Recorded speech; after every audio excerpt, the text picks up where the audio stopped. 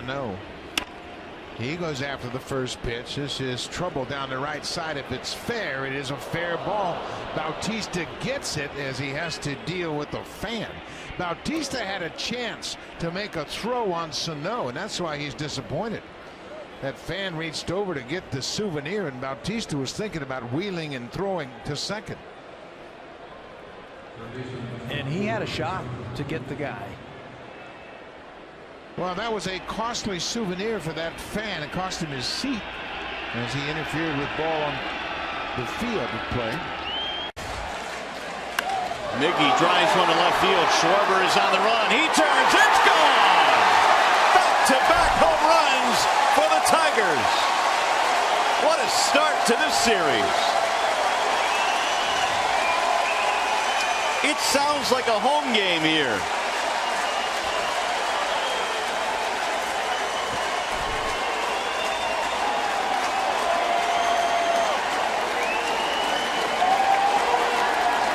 This shows the importance of Miguel Cabrera in the lineup, what he can do. Just energizing this crowd, which almost seems like a hometown crowd, like you mentioned. Hamill has thrown strikes in all 7 pitches. The Tigers have swung at 7 strikes. They've gone back-to-back home runs, 5th set of back-to-back home runs this season for Detroit. And now Joe Maddon came out, and we'll see what he's going to challenge here. Jerry Davis is the crew chief, the home plate umpire. There's Joe Maddon. He quickly came out after that home run.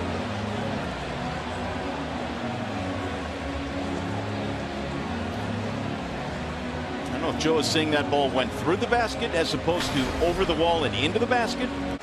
I'm thinking to call interference and send Cabrera back to second. So Miggy does not get a home run. Joe Maddon wins the challenge. It'll be a 2-base hit and not a homer.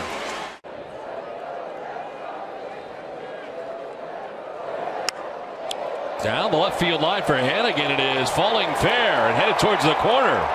Bogaerts heads for third, and the fan touched it. He interfered with the ball, and that's going to be costly for the Red Sox. Bogaerts will be brought back to third base as a fan interferes, and now they're checking to see whether or not they're going to challenge this or not. Fan reaching out on a ball down the left field line. Oh, he definitely had something to do with that. That's just going to be a double. Runner will not score, no way.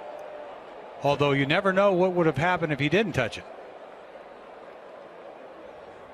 And it's up to the umpire's discretion as to where they place the runners. And I guess John Farrell's argument would be either way Bogaerts scores. At least that's what he's thinking about. We'll see as he's out there talking to the umpires. He's not officially asked for a challenge here.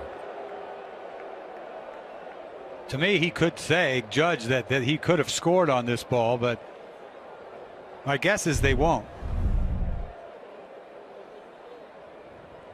Crew chief is Jeff Nelson, who he is talking to.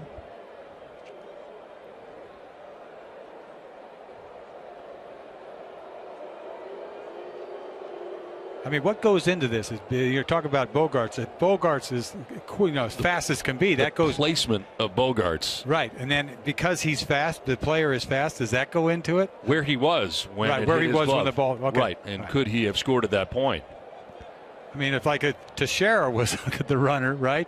There's no way he would score. So the speed has to go into this, right? Right. And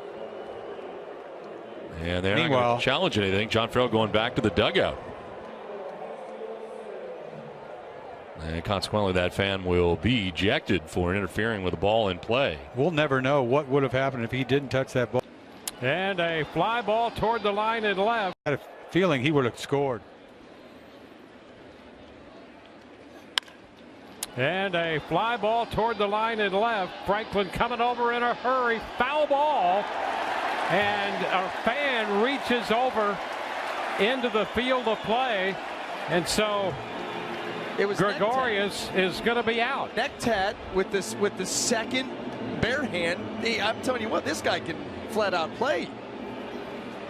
Made a great catch in the first inning on a one-hopper bare hand, and then he takes this one right away from Nick Franklin. Well, hang on. Joe Girardi out talking with John Hirschbeck. And the umpires are going to get together and have a little conference here. They're trying to get the Rays to come back out onto the field. The ground crew out there, they want to change out the bases, but everything's being put on hold for a second. Well, did he reach out over the wall and into the field of play? That's the question, because it was close. I'll tell you what, too, he used the left hand and the right hand. He's ambidextrous. I mean, that's borderline. I mean, Nick Franklin's going to catch that, but did he go past? Yeah, that's going to be the determining factor here as Hirschbeck breaks up their conference and again talks it over with Joe Girardi. And so they want to take a look at that. So close. And here's the thing. I think an ejection hangs in the balance, right? One would think so. If they come back and rule that he reached over, then then you got to go. Yeah, so they're ruling on whether it's an out, and if it is, then a potential ejection. Yeah, that's exactly right. I just like the fact that the guy made two great plays, with each with a different hand. So the play under review, and is that left hand reaching out over that imaginary line that would project up from the stands. Left hand goes out, and I'm going to say that from that point, that left hand is in the field of play. But we'll see what they say.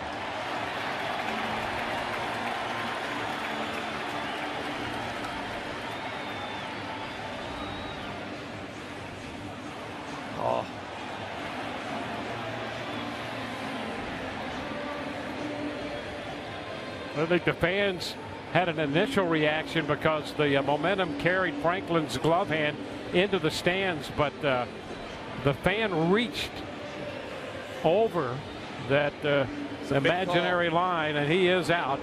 And he may be out of the stadium. Yeah. That may have been the call that got him ejected. So that's going to end the inning. The Yankees leave 2 after that review. And they're going to call it a day down there. He's on his way out of here. He had to wait.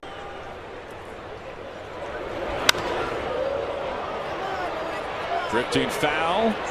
Miller chasing after it. Miller collides, and he can't make the catch.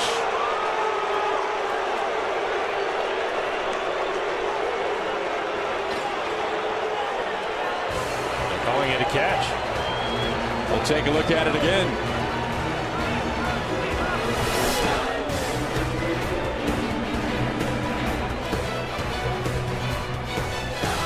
Yeah, that's a good call. That is a good call. And clearly he interferes. He was right there to make the catch. That's a good call.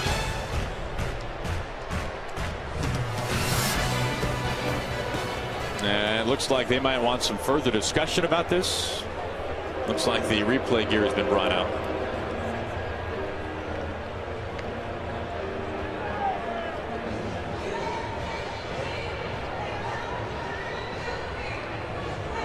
Fortunately, when I'm looking at this is Brad, and fortunately he's okay because it looks as if he ends up hitting his chest right in the middle of the wall. That's his hip. He was on the ground for a few seconds. Glad to see him get up. Yeah. Well, Astros fans should never be allowed in the front row. Take a look at his hip again as he slams into the wall.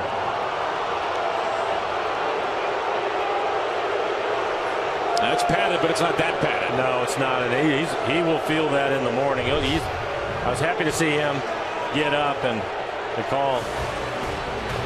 Now the call stands. A.J. Hinch wants a little further explanation, but that is out number 3.